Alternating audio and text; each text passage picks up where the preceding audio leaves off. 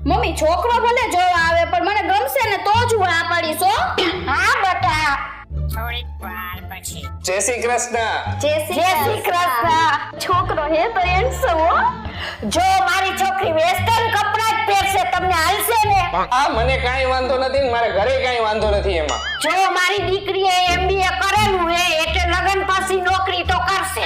હા, નોકરી તો એને કરવી જ પડશે, નકર ખાઈશું ક્યાંથી? એટલે એ નોકરી કરશે તો જ ઘર હાલશે ને. હું તો કઈ નોકરી કરતો નથી.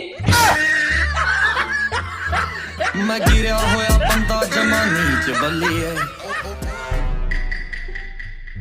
વહુ તે આજના સમાચાર સાંભળ્યા?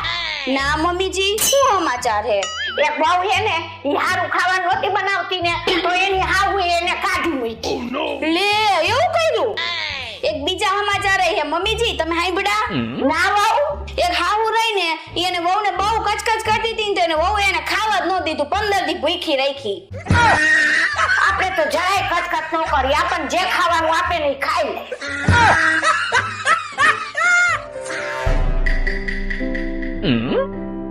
મમ્મીને પગ દુખતા હતા, તમે બે ડોક્ટરને બતાવી આવ્યા?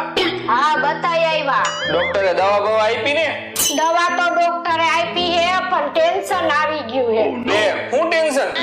ડોક્ટરે દવા આપીને એમ કીધું હે કે તમારે જમીન લેવાની હે. હવે આયા ક્યાં જમીનું લેવા જાવે? આયા ભાડાના રૂપિયા માન હે કા મમ્મીજી? હા સાચી વાત છે વહુ. એ ભગવાન, જમીન દવા લેવાની એટલે જમ્યા પછી દવા લેવાની એમ કીધું ડોક્ટરે. આ બેને ક્યાંય ન મોકલાય એકલી.